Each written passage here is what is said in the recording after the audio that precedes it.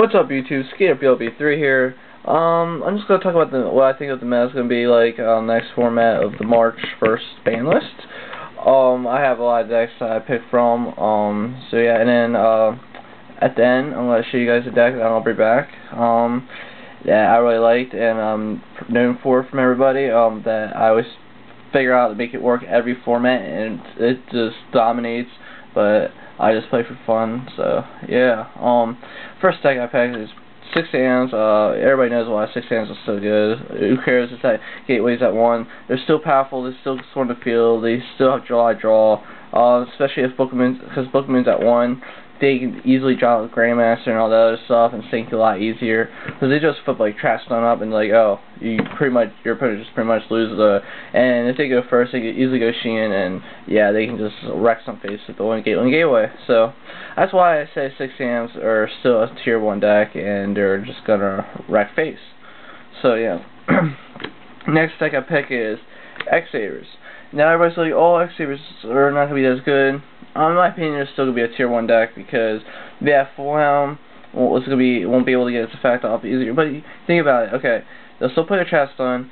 Okay, they have 1 Book Moon, so they can't do the full helm loop. They got econs. They can just run econs in replace of the 2 Book Moons that they're missing.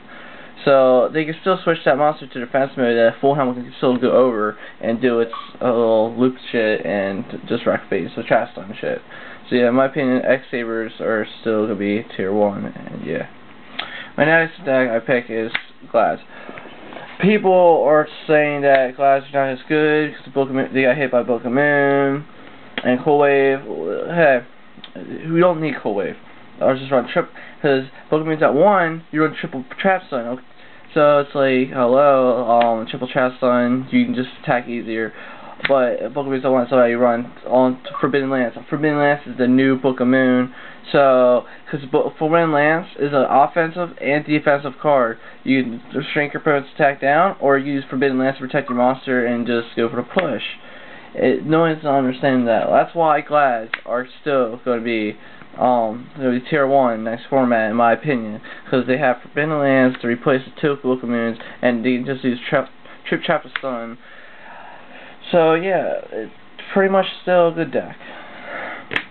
Next deck, I pick Infernities because they only have to worry about 1 Book of Moon. They use the same thing like Glass, Forbidden Lance, and they can run Trip Trap Stun. So Infernities are be wrecking face because they can sink a lot easier, so they don't have to worry about Book of Moon.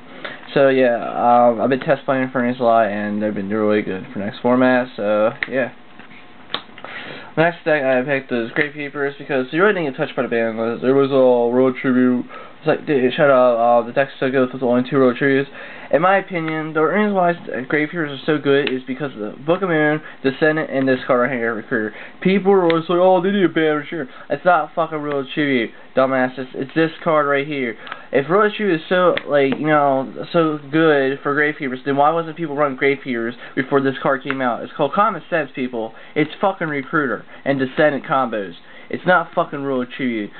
Use your fucking head. This card should be hit, not fucking Road Tribute, in my opinion. This card makes the deck fucking good.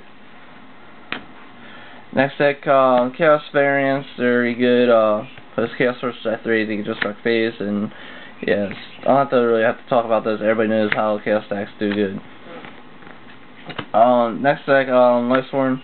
Yes, a lot of us went on 1, but they still wreck face with Honest on 1, and they just wreck face because they just play Trip Reckless, roll the crate because they really didn't run spells at all, like Book of Moons at all. It depends, they run Enhancer Sword and stuff. So Lightsworn is going to be really good because they just wreck face with roll the crates. Next deck I pick is Absolute Zero. They can do the same thing, run Trip, roll the crate, and wreck face, and Absolute Zero is going to be good. Next deck I picked was Planet Synchro. Yeah, this deck's gonna be good because, the Dandelion's at 1. You think about it, okay, Dandelion's at 1. They gain a Card Trooper to speed up the mill and use Card Trooper to sync with to go for Black Rose and blow shit up.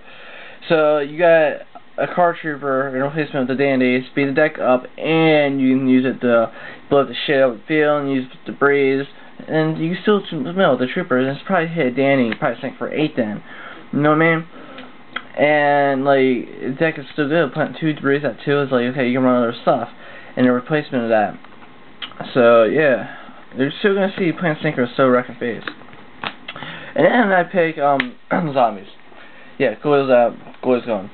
And then we have what? Veronic. Oh well, zombies, they are gonna be good because you don't have to worry about Book of Moon that stop them going for their crazy shit and everything. But yeah, zombies, in my opinion, are still going to be good. They're not gonna be tier 1. They're gonna be a tier 2. But yeah, the Mizukis, you're gonna see a lot of zombies running around because some were top in last format.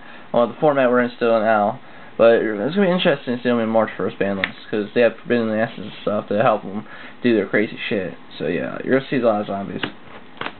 And deck I picked, I'm bringing it back, I'll try to make it work this format, is Jinzo Returner. The reason I picked the deck, because Jinzo is a Royal Decree, for no matter what. So you can wreck face, and you can just recycle Jinzo like crazy. Yeah, I made a really interesting decks last format before that, and during the Teledat format. During the Teledat format, the reason I'm known for this is because, yes, my friends, I beat Teledat decks with Jinzo Returner. I had the craziest Jinzo Returner deck. I ran I even ran the little Teledat engine in it and wrecked face. This deck is underrated because it was inconsistent. If you know how to play right, the deck is not consistent. It's consistent. So that's my opinion, because I am going to start running this again. I just need to pick up stuff, and I'm going to show that Jinzo Returner is going to be wrecking face, because I can just run, go Jinzo, chip, or summon, just going to run Chaos Sorcerer in it too. Go Jinzo, Chaos Sorcerer, drop that, blow shit up, and push for game. The deck is going to be good. I will probably make a deck list. I won't have the cards for the full deck, but I'll probably show you guys what I'm thinking of. Tell me what you think. I'm just saying Jinzo Returner is going to be good, especially with Overload round and stuff. Like, yeah, it's machining for the Cyber Dragon. That's why I'll make sure that Cyber Dragon will not affect, because I'll just drop him and then for the game then. So yeah, I'm not really Battle Fortress. So yeah, you get rid of my Jinzo, it's like okay, go run reverse. Hit my Jinzo on returner, bring Jinzo back. Oh, fuck, I get it back for a turn, and go for push. So, fuck, this deck is going to be good. So, yeah, that's what I think. It's going to be a top tier decks, and yeah.